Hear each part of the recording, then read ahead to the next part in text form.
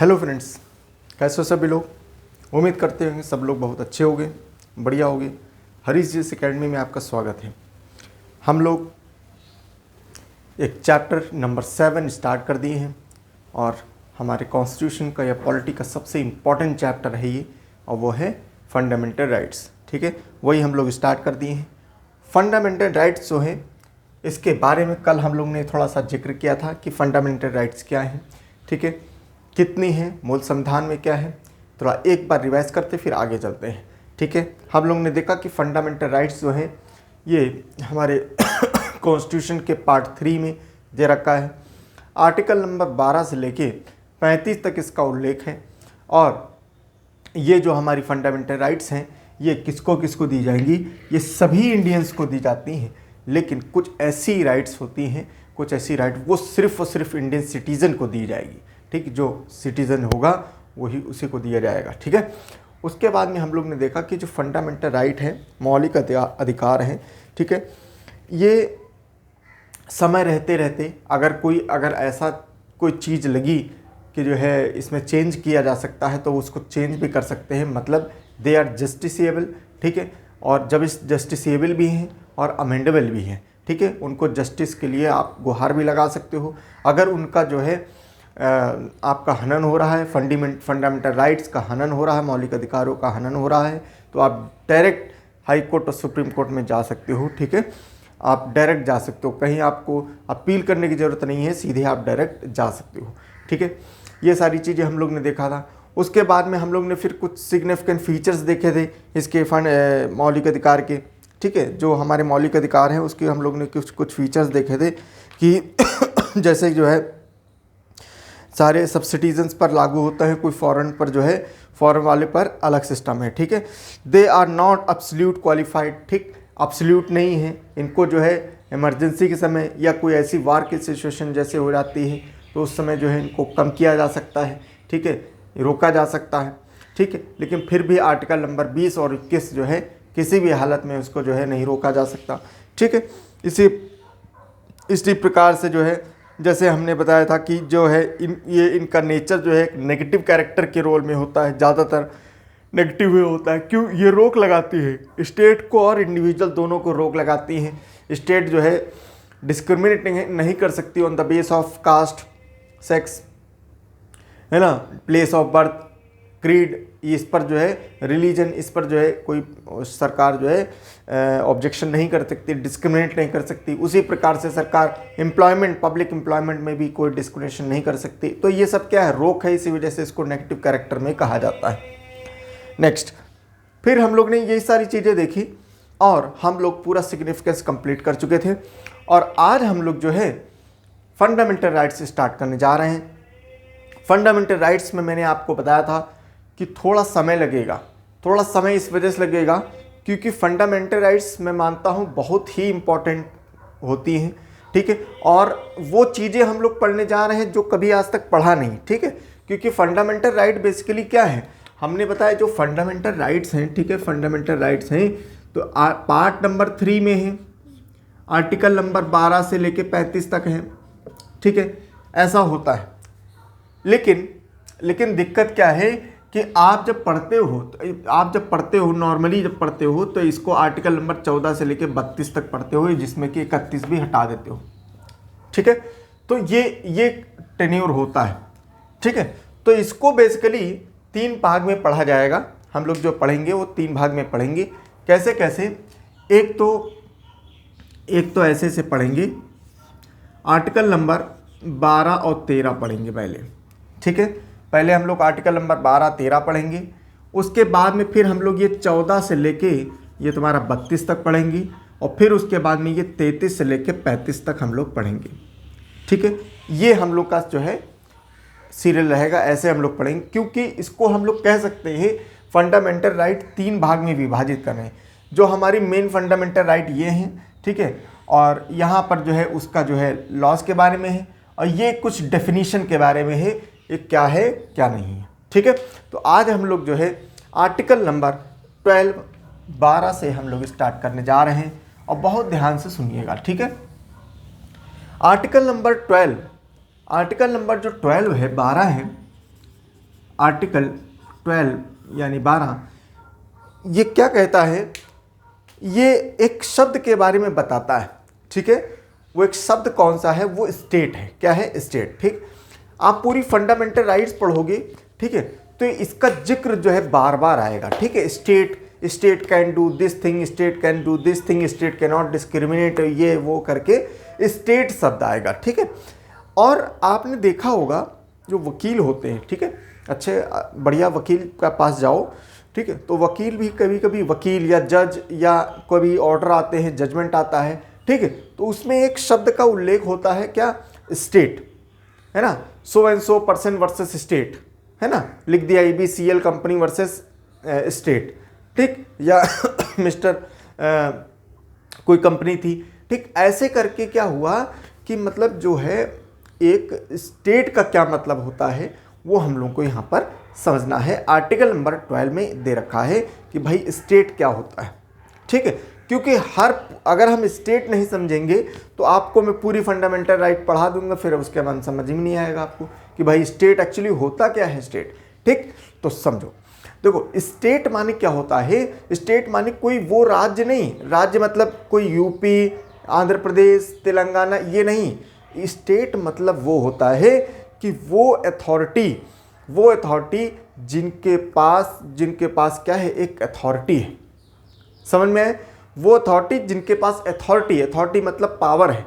जैसे कौन कौन स्टेट हो सकता है, जैसे नंबर 1, अगर हम बात करें नंबर 1 कौन हो सकता है, अगर हम ऊपर से लेकर नीचे बात करें तो सबसे पहले स्टेट हो सकता है जैसे पार्लियामेंट, जैसे कौन? Parliament and government, parliament and government. सबसे पहला पॉइंट जो स्टेट हो सकता है, कौन? जो पार्लियामेंट हो सकती है, और कौन होगी? गवर्नमेंट होगी। कौन सी गवर्नमेंट? यूनियन गवर्नमेंट की भी बात कर रहे हैं, ठीक है। तो देखो पार्लियामेंट क्या है, पार्लियामेंट एक अपने आप में बहुत बड़ी अथॉरिटी है, ठीक। गवर्नमेंट भी एक अपने आप में बहुत अथॉरिटी है और इनके पास पावर भी है, ठीक है। तो पावर है लेजिस्लेशन की, तो ये क्या है, ये पार्लियामेंट, चाहे तो पार्लियामेंट हो या तुम्हारी गवर्नमेंट हो, ये क्या है, स्टेट का रूप काम करेगी। इसको अगर कहेंगे, जैसे मान लो किसी सरकार से कोई हो गया, किसी बंदे का कोई दिक्कत हो गई, तो लिखा जाएगा क्या? Mister A versus state of union, ठीक है, या यूनियन स्टेट करके ऐसे लिखा जाता है, ठीक है, मतलब सरकार, ठीक है, समझ में आए? तो स्टेट मतलब क्या होता है? स्टेट मतलब होता है कि वो अथॉरिटी जिसके पास अथॉरिटी है, ठीक। अब कौन स्टेट किस स्टेट में कंसीडर होता है? जैसे पार्लियामेंट और गवर्नमेंट, ठीक। किसकी? यूनियन की बात, यूनियन की गवर्नमेंट है ये, यूनियन गवर्नमेंट, ठीक है। नेक्स्ट, अगर हम अब यूनियन गवर्नमेंट है तो उसी प्रकार से हम लोग जो स्टेट की गवर्नमेंट है, तो यहाँ पर लेजिस्लेचर, ठीक है,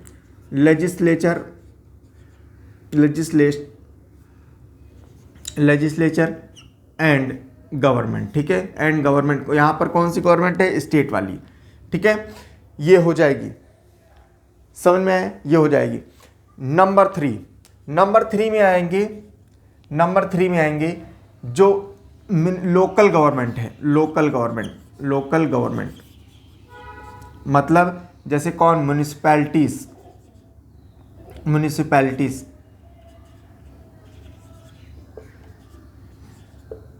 और कौन? जो नीचे लेवल पर है, पंचायती राज, ठीक है। तो ये सारी चीजें जो हैं किस में आ जाएंगी? District, panchayat,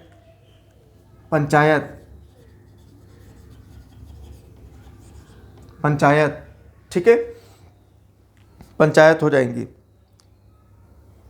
trust, district board, ठीक है, ट्रस्ट कोई अगर है, डिस्ट्रिक्ट बोर्ड है, डिस्ट्रिक्ट बोर्ड एटसेट्रा।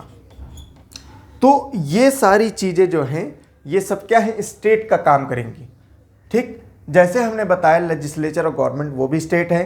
कोई लोकल गवर्नमेंट में म्यूनिसिपैलिटीज, नगर निगम है, वो भी एक राज्य का काम करती हैं, क्योंकि वो एक अपने आप में एक पर्टिकुलर बॉडी है, और वो अपने जो है नियम और कानून जो है अपने लागू कराती हैं। ठीक, तो अगर कोई बंदे का जैसे मान लो हाउस टैक्स ज़्यादा आ गया, या हाउस टैक्स जो है ज़्यादा आ गया, या हाउस टैक्स पे कुछ गलत हो गया, ठीक, तो कोई इंसान है वो जाके उसमें प्ली किया कि भाई साहब ये गलत है, ये ज़्यादा दे दिया है, या उसको गलत तरीके से पेश किया गया है। ठीक, अगर नगर निगम जो है म्यूनसिपैलिटीज़ अगर उसमें नहीं मानती हैं या कोई और गलत वाकई में गलत है, आप जाके उसको स्टेट के रूप में जो है उसको क्या हो जाएगा, केस हो जाएगा इसके ऊपर। ठीक है, तो क्या होगा, म्यूनसिपैलिटीज़ हो गया, जैसे पंचायत हो गया, पंचायत भी अपने आप में बॉडी है, जैसे कोई ट्रस्ट फॉर्म है, ठीक है, जैसे डिस्ट्रिक्ट बोर्ड है, ये सब क्या हो जाएंगी, ये स्टेट का रूप लेंगे। ठीक है, ये सब स्टेट का रूप लेंगे। ठीक, नंबर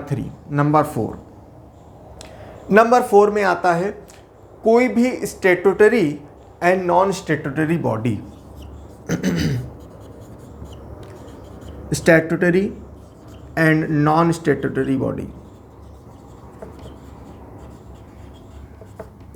ठीक है, अगर कोई स्टैट्यूटरी बॉडी है या नॉन स्टैट्यूटरी बॉडी है तो ये भी जो है, ये भी क्या है, स्टेट के उसमें फॉर्म में आएंगे। ठीक है, जैसे कौन सी, जैसे LIC, जैसे ONGC। ठीक है, ये सब क्या है, नॉन स्टैट्यूटरी बॉडी हैं। ठीक है, इनको जो है स्टैट्यूटरी बॉडी है, और इनको जो है हम लोग non statutory authorities like ONGC। ठीक, तो ये सब क्या है, ये सब एक क्या करती हैं, ये एक स्टेट का फॉर्म लेती हैं। तो ये चीज़ जो है समझ में आया कि स्टेट क्या होता है। स्टेट का मतलब वो होता है कोई भी बॉडी जो कि एक अथॉरिटी रखती है, उसको हम लोग स्टेट कहते हैं। चाहे वो संसद हो, चाहे यूनियन गवर्नमेंट हो, चाहे वो लेजिस्लेचर हो, मतलब विधानसभा विधान परिषद वाला हो, ठीक है, या स्टेट गवर्नमेंट हो, या लोकल गवर्नमेंट हो, मतलब म्यूनसिपैलिटीज़ की या पंचायत की, या तो फिर कोई पर्टिकुलर अथॉरिटी हो, जैसे स्टेट ट्रस्ट हो, कोई बोर्ड हो। ठीक है, तो ये सारी चीज़ें क्या हो जाएंगी, एक स्टेट का रूप में काम करेंगी, या स्टैट्यूटरी नॉन स्टैट्यूटरी बॉडी हो, जैसे LIC ONGC, ये सब बॉडी। ठीक है, thus the state has to define the sense include all the agencies. It is the action of these agencies that can challenge in the court of violating the fundamental right. तो ये जो agencies हैं, ये जो चीज़ें मैंने बताई हैं, जो स्टेट का रूप काम कर रही हैं, अगर ये कोई भी ऐसा कानून, क्योंकि ये क्या करती हैं, ये अपने कानून बना के, अपने रूल बना के, अपने नियम बना के जो है अपना काम करती हैं। लेकिन अगर कोई भी नियम, ऐसा कोई नियम या लॉ या कानून कुछ भी बनाए अगर, और वो फंडामेंटल राइट्स को अगर उसका वो उल्लंघन कर रहा है, फंडामेंटल राइट्स को जो है ये दिक्कत में ला रहा है, तो हम सीधे जाके इनके खिलाफ जो है कोर्ट ऑफ लॉ में जा सकते हैं। समझ में आया? ठीक, तो ये according to the Supreme Court even a private body और an agency working instrument of state falls within the state. अच्छा देखो, एक बात और है, ये बॉडी तो है ही, ठीक, ये बॉडी तो स्टेट है ही है। अब इसमें आपने देखा कि जितनी बॉडी हैं वो सरकार की ही बॉडी हैं, तो क्या सिर्फ सरकार की ही बॉडी स्टेट में आएंगी? हाँ, ज़्यादातर ये जितनी भी बॉडी होती हैं 90% जो है वो स्टेट सरकार की ही हैं, लेकिन कुछ बॉडी जो है वो प्राइवेट भी हैं जिनको हम स्टेट मान सकते हैं। जैसे अगर हम पांचवी बात करें तो जैसे मान लो कोई संस्थान है, कोई इंस्टीट्यूशन है, कॉलेज है, मान लो कोई कॉलेज है, प्राइवेट कॉलेज है।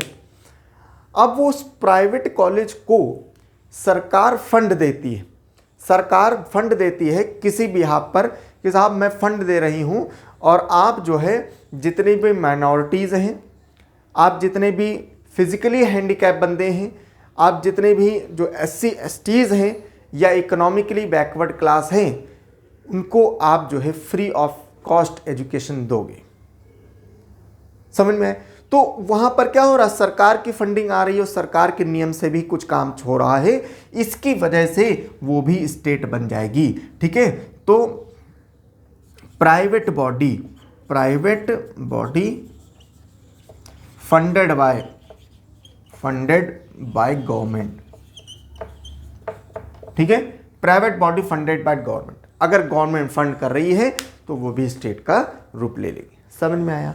ठीक, समझ में आया? पक्का? उम्मीद करते हैं। तो ये स्टेट है, इसमें कोई भी कंफ्यूजन नहीं होना चाहिए। ये सारी जो है बॉडी आपकी स्टेट कहलाती है।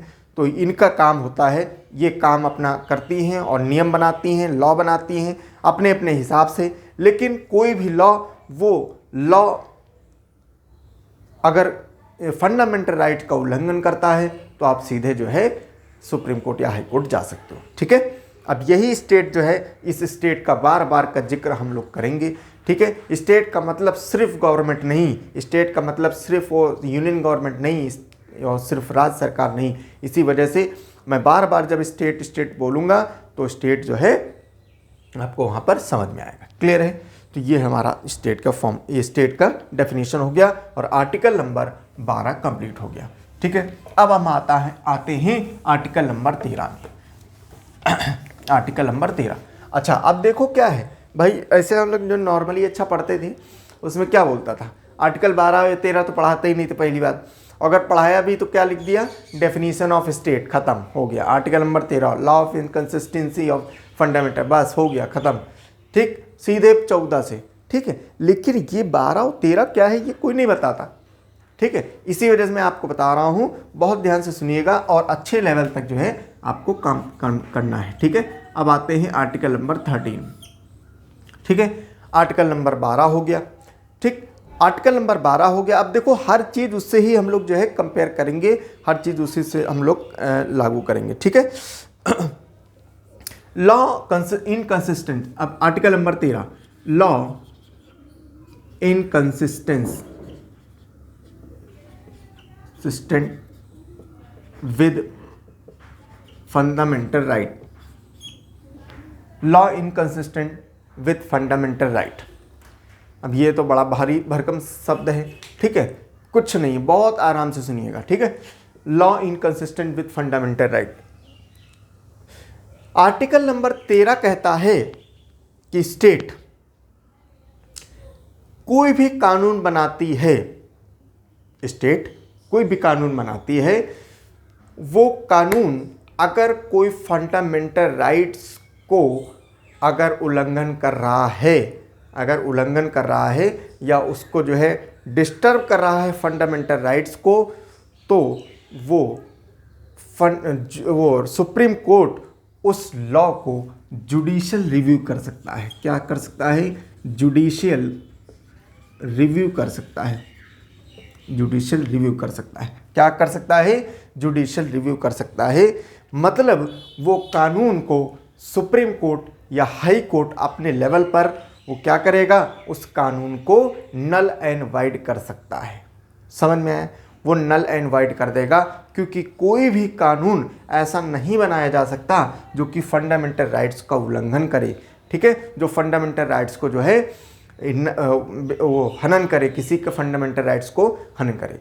तो इस आधार पर सुप्रीम कोर्ट जो है वो कानून को, अगर जुडिशियल रिव्यू हुआ, सुप्रीम कोर्ट देखेगा कि भाई ये जो कानून है ये कानून सही है कि नहीं है, उसका रिव्यू करेगा। और जब रिव्यू करेगा देखेगा कि फंडामेंटल राइट्स का इसमें उल्लंघन हो रहा है, तो क्या करेगा, उसको नल एंड वाइड, मतलब वो बिल्कुल खारिज कर देगा, वो कानून जो है लागू नहीं हो पाएगा। समझ में आया? ठीक है, इसका ये खास मतलब होता है आर्टिकल नंबर 13 का। ठीक है, article 13 declares that all the laws that are inconsistent with or in derogation of any fundamental right shall be void, shall be void. In other word, expressively, यही चीज लिखा है देखो, expressively provide for the doctrine of judicial review. जो doctrine of judicial review, judicial review का मतलब होता है जुडिशरी के अंतर्गत रिव्यू करना। ठीक है, और जुडिशरी के अंतर्गत रिव्यू कौन करेगा? सुप्रीम कोर्ट करेगा या हाई कोर्ट करेगा। ठीक है, तो ये रिव्यू करने के बाद में जांच करेंगे, जांच करने के बाद में पता देखा जाएगा क्या कि ये अगर हनन कर रहा है तो इसको क्या है, वाइड, नल एंड वाइड कर दिया जाएगा। ठीक है, और ये वही चीज़ दे रखा है आर्टिकल 32 में सुप्रीम कोर्ट, हाई कोर्ट 226 में। ठीक है, inconsistence, invalid and ground of contribution of any fundamental right. The term law कानून, लॉ, ये आर्टिकल बहुत इंपॉर्टेंट है, ये 13, इसी वजह से मैं आपको थोड़ा सा बता रहा हूँ। इतनी बात तो समझ में आ गई, इतनी बात आपको बहुत अच्छे से किताबों में अगर आपने पढ़ा होगा या कहीं पढ़ा होगा तो इतनी बात मालूम होगा कि भाई law of inconsistence of law है और जुडिशियल रिव्यू की बात करता है आर्टिकल नंबर 13। और इसमें क्या है, अगर कोई फंडामेंटल राइट से जो है अगर उल्लंघन हो रहा है, जुडिशियल रिव्यू में क्या नल एंड वाइड कर दिया जाएगा, बस खत्म हो गया। ठीक, लेकिन इसके आगे पॉइंट है कुछ, वो बहुत ध्यान से सुनिएगा। ठीक है, क्या है कि the term law in the article 13 has been wide connotation so as to include the following: the permanent law enacted by the parliament or a state legislation। अब लॉ की डिफिनेशन हो रही है यहाँ पर कि लॉ क्या है, कानून क्या है। तो कानून कौन कौन सा है? नंबर 1, एक जो पार्लियामेंट बनाती है कानून वो हो सकता है, ठीक है, पार्लियामेंट जो है बना सकती वो हो सकता है, या तो स्टेट लेजिस्लेचर बना रही है, विधानसभा बना रही है, वो हो जाएगा कानून, या टेम्परेरी लॉ और लाइक ऑर्डिनेंस, जो प्रेसिडेंट ऑर्डिनेंस पास करता है तो ऑर्डिनेंस भी जो है एक लॉ हो जाता है। ठीक है, लॉ बन जाएगा, उसको भी लॉ कहा जाएगा। या स्टेट में गवर्नर जो है अगर कोई पास करता है ऑर्डिनेंस तो वो भी जो है लॉ के रूप में काम करेगा। Statutory instrument in nature, delegated legislation like order, executive legislation, order, by rules, regulation, notification. तो इतनी बात तो आपको समझ में आई कि देखो पहली बात क्या, पहले तो जो पार्लियामेंट ने बनाया ये हो गया लॉ। भाई कौन कौन से लॉ जो हैं, कौन कौन से लॉ ऐसे हैं जिनका ये जुडिशियल रिव्यू हो सकता है? भाई जो पार्लियामेंट ने लॉ बनाया, या स्टेट ने बनाया, स्टेट लेजिस्लेचर ने बनाया, स्टेट लेजिस्लेचर ने बनाया, ठीक है, ये हो जाएगा। दूसरा ऑर्डिनेंस, ऑर्डिनेंस हो जाएगा, ऑर्डिनेंस हो जाएगा। ऑर्डिनेंस दोनों या तो चाहे सेंटर में हो, या प्रेसिडेंट ने बनाया हो, प्रेसिडेंट ने या गवर्नर ने, ठीक है, प्रेसिडेंट या गवर्नर दोनों के ऑर्डिनेंस जो है लॉ के काम हो जाएंगे। या तो फिर इसके अलावा जो एग्जीक्यूटिव ऑर्डर्स होते हैं, एग्जीक्यूटिव ऑर्डर्स होते हैं, एग्जीक्यूटिव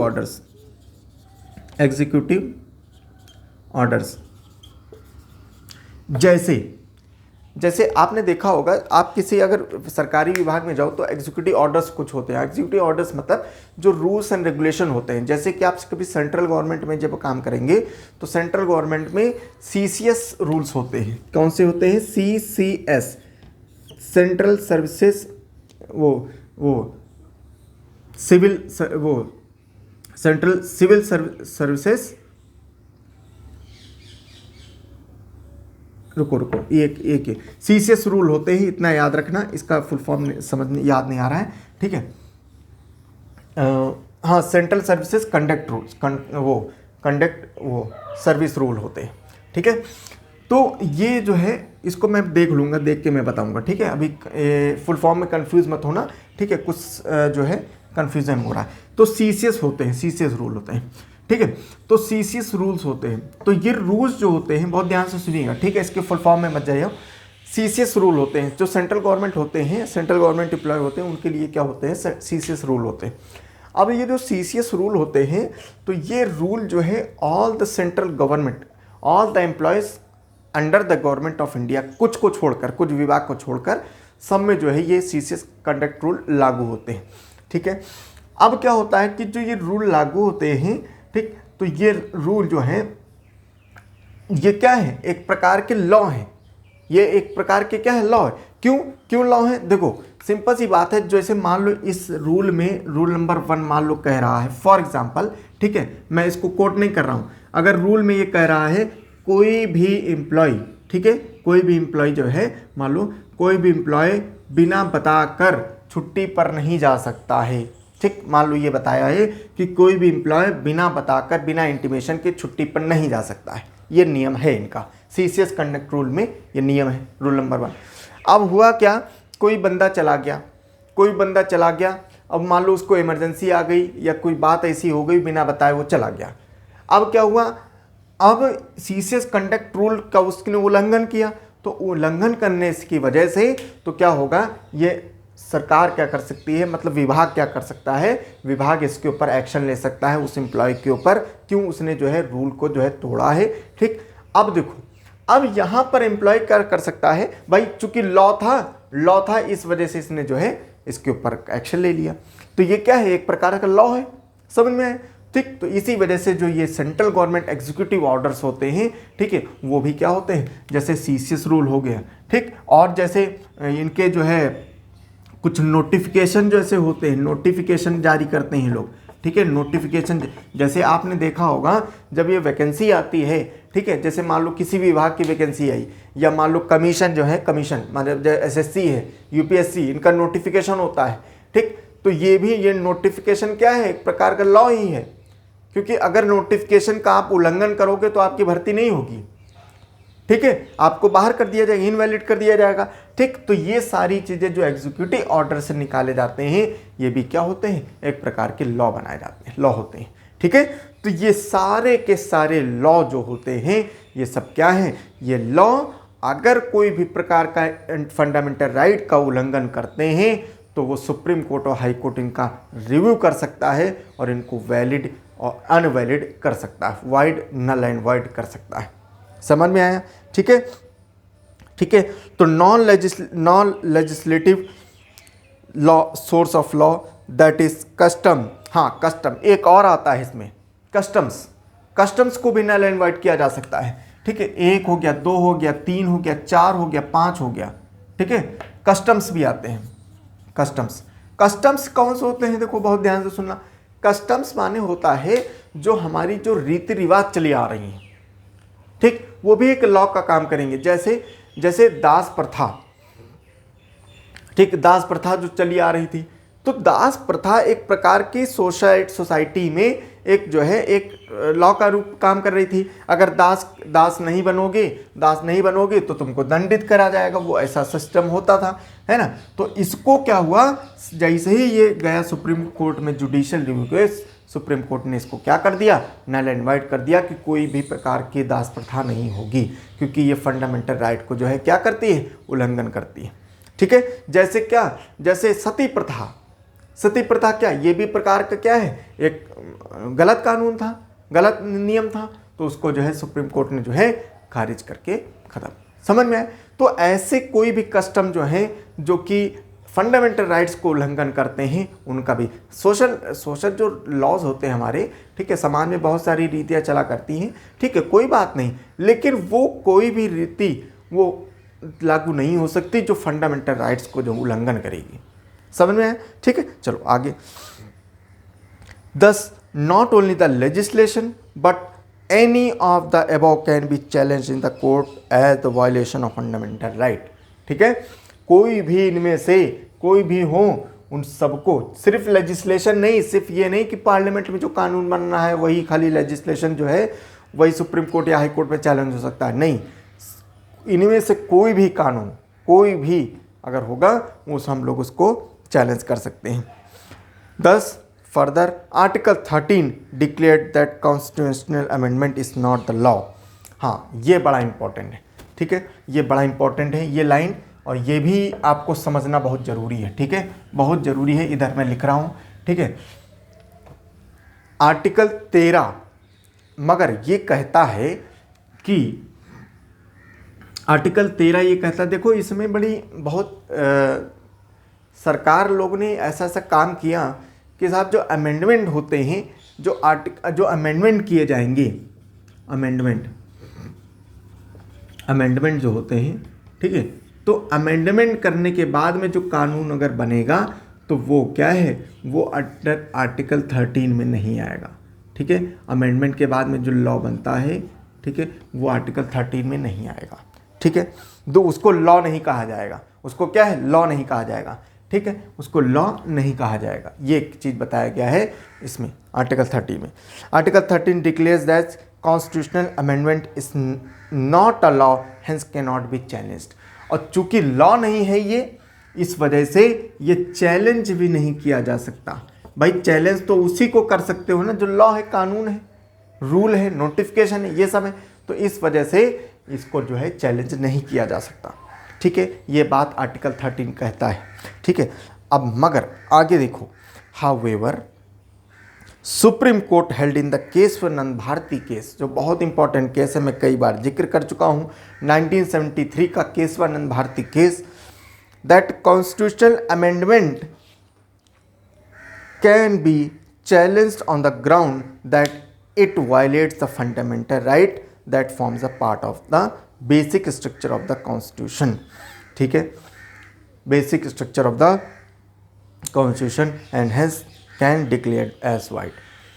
लेकिन केशवानंद भारती केस में ये बात बोली गई क्या, कि अगर देखो पहले बोला गया आर्टिकल 13 में क्या, कि कोई अगर अमेंडमेंट होता है तो अमेंडमेंट के बाद में जो अमेंडमेंट होगा तो वो क्या है, वो लॉ नहीं है, और लॉ नहीं है इस वजह से चैलेंज नहीं करा जा सकता सुप्रीम कोर्ट और हाई कोर्ट में।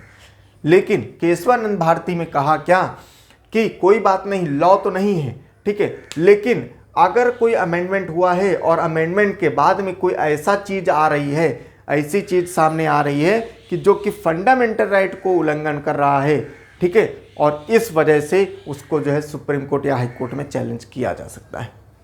समझ में आए? ठीक है, तो ये बात जो है सुप्रीम कोर्ट के उसमें केशवानंद भारती केस में ये बोला गया। तो 2 पॉइंट है, पहला तो क्या है कि अमेंडमेंट जो है होते हैं वो चैलेंज नहीं हो सकते क्योंकि वो लॉ नहीं है, ठीक। लेकिन केशवानंद भारती में क्या कह दिया कि साहब ऐसी बात नहीं है, अमेंडमेंट जो होता है अगर कोई दिक्कत नहीं है उसको चैलेंज नहीं कर सकते, लॉ है जब तक, क्योंकि लॉ है नहीं वो चैलेंज नहीं किया जा सकता। लेकिन कोई बात नहीं, लॉ नहीं है, फिर भी अगर वो कोई भी चीज़ बनी है, अगर वो कोई भी जो डिसीजन आया है अमेंडमेंट के बाद में, अगर वो फंडामेंटल राइट को जो है बेसिक स्ट्रक्चर ऑफ द जो कॉन्स्टिट्यूशन है उसको अगर यह हैम्पर करेगा, वायलेशन करेगा, तो चैलेंज किया जा सकता है, उसको नल एंड वाइड बनाया जा सकता है। समझ में है? तो ये है तुम्हारा आर्टिकल नंबर 13। ठीक है, समझ में आया? आर्टिकल नंबर 12 और आर्टिकल नंबर 13 को हम लोग ने बहुत अच्छे से पढ़ा है, उम्मीद करता हूँ सब लोगों को समझ में आया होगा। ठीक है, मैं आगे हम लोग आर्टिकल नंबर 14 से आगे कंटिन्यू करेंगे कल। ठीक है, थैंक यू सो मच। ठीक है, और सभी लोग चैनल को जो लोग सब्सक्राइब नहीं किए हैं वो सब्सक्राइब कर देंगे और लाइक करेंगे और शेयर करेंगे। ठीक है, थैंक यू सो मच।